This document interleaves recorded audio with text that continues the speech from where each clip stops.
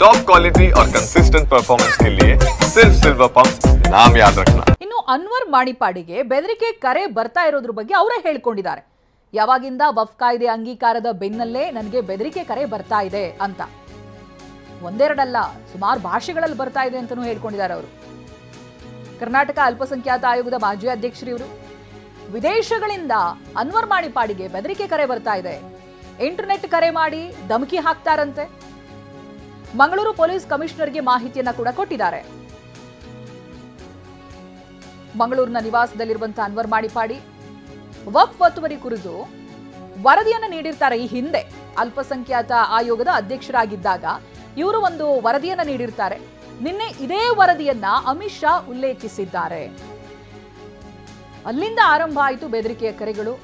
ಇಂಗ್ಲಿಷ್ನಲ್ಲಿ ಕರೆ ಮಾಡಿ ಧಮಕಿ ಹಾಕ್ತಾರಂತೆ. ಬೇರೆ ಬೇರೆ ಭಾಷೆಗಳಿಂದ ಇಂಟರ್ನೆಟ್ ಕಾಲ್ ಮಾಡಿ ಬೆದರಿಕೆ ಹಾಕ್ತಾ ಇರ್ತಾರಂತೆ. ಹೆಚ್ಚು ದಿನ ನೀನು ಇರೋದಿಲ್ಲ ಅನ್ನುವಂಥ ರೀತಿಯಲ್ಲೆಲ್ಲ ಮಾತನಾಡ್ತಾರಂತೆ. ಈಗಾಗಲೇ ಪೊಲೀಸರ ಬಳಿ ಇದನ್ನ ಹೇಳ್ಕೊಂಡಿದ್ದಾರೆ. ಕಮಿಷನರ್ಗೆ ಮಾಹಿತಿಯನ್ನ ಕೊಟ್ಟಿದ್ದಾರೆ ಅನ್ವರ್ ಮಾಣಿಪಾಡಿ.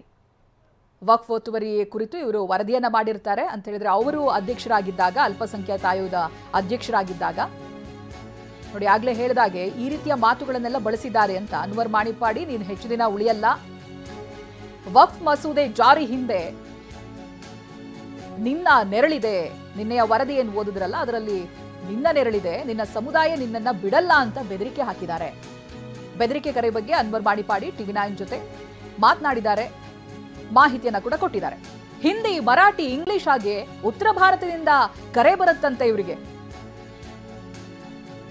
ನಮ್ಮ ಪ್ರತಿನಿಧಿ ಪೃಥ್ವಿರಾಜ್ ಅನ್ವರ್ ಮಾಣಿಪಾಡಿ ಅವರನ್ನ ಮಾತನಾಡಿಸಿದ್ದಾರೆ. ಆ ಸಂದರ್ಭ ಏನ್ ಹೇಳಿದ್ರು ಅವರು, ಬನ್ನಿ ನೋಡೋಣ.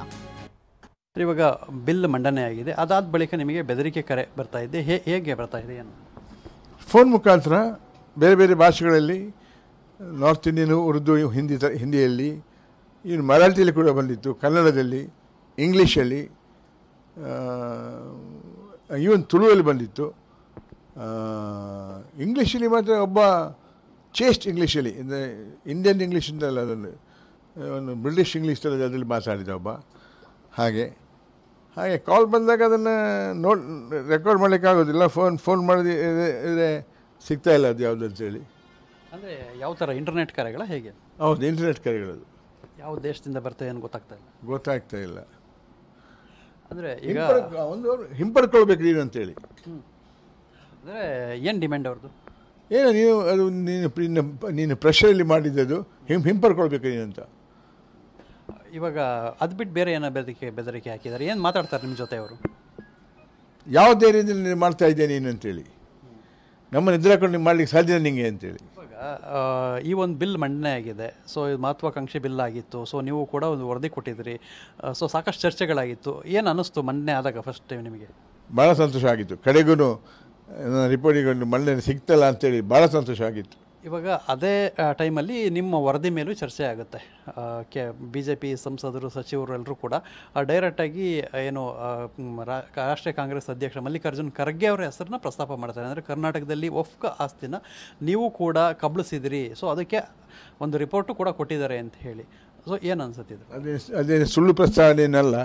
ಕೇಂದ್ರ ಸರ್ಕಾರ ಒಂದು ಒಳ್ಳೆ ಆಫೀಸರ್ ತಂಡ CBIಯಿಂದ ಕಳಿಸಿದರೆ 2 ದಿನಗಳಲ್ಲಿ ಗುಲ್ಬುರ್ಗ ಅದು ಕಳಿಸಿಬಿಡುತ್ತೆ, ಅದರ ಮುಖವಾಡ ಕಳಿಸಿಬಿಡುತ್ತೆ, ಗೊತ್ತಾಗುತ್ತೆ ಅವ್ರು ಎಷ್ಟರ ಮಟ್ಟಿಗೆ ಅದರಿಂದ. ಅವರೆಲ್ಲ ಭಾಳಷ್ಟು ಮಂದಿ ಇದ್ದಾರೆ, ಧರ್ಮ್ ಸಿಂಗ್ ಅವರೆಲ್ಲ ಅಲ್ಲಿ ಭಾಳ ದೊಡ್ಡ ದೊಡ್ಡ ಲೀಡರ್ಗಳೆಲ್ಲ ಬೇನಾಮಿ ಹೆಸರುಗಳಲ್ಲಿ ಪಡ್ಕೊಂಡಿದ್ದಾರೆ. ಕಳೆದ 10 ವರ್ಷದಿಂದ 10-15 ವರ್ಷದಿಂದ ರಿಟರ್ನ್ಸ್ ದುಡ್ಡು ಎಲ್ಲಿಗೆ ಹೋಗ್ತದೆ, ಯಾವ ಅಕೌಂಟಿಗೆ ಹೋಗ್ತದೆ, ಯಾರ ಅಕೌಂಟ್ ಅದು, ಇದು ಇನ್ವೆಸ್ಟ್ಮೆಂಟ್ ಮಾಡಿ ಆಟೋಮ್ಯಾಟಿಕ್ ಬಂದೇ ಬರುತ್ತೆ, ಹೊರಗೆ ಬಂದೇ ಬರುತ್ತೆ.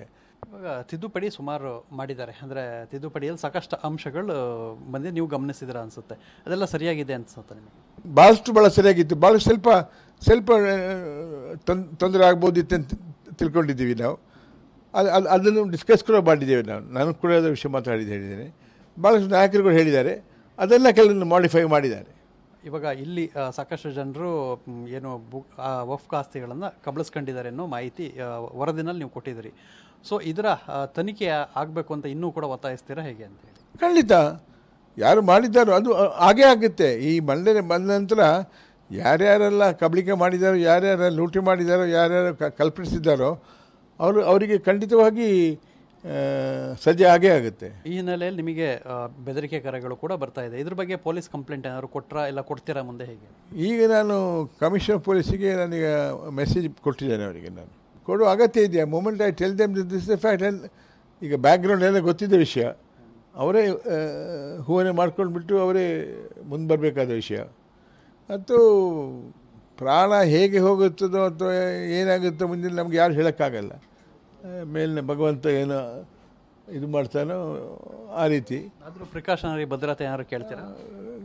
ಬದ್ಧತೆಯಿಂದ ಕೇಳಲ್ಲ, ಹೀಗೆ ವಿಷಯ ಹೇಳ್ತೇನೆ. ಅಗತ್ಯ ಇದ್ದರೆ ಕೊಡ್ತಾರೆ ಅವರು. ಅವರಿಗೆ ಮನದಟ್ಟಾಗಿದ್ದರೆ ಇದು ಅಗತ್ಯ ಇದೆ ಅಂತೇಳಿ ಕೊಡ್ತಾರೆ. ಕ್ಯಾಮರಾಮನ್ ವಿಲ್ಫ್ರೆಡ್ ಜೊತೆ ಪೃಥ್ವಿರಾಜ್ ಬೊಮ್ಮನಕೆರೆ, TV9 ಮಂಗಳೂರು.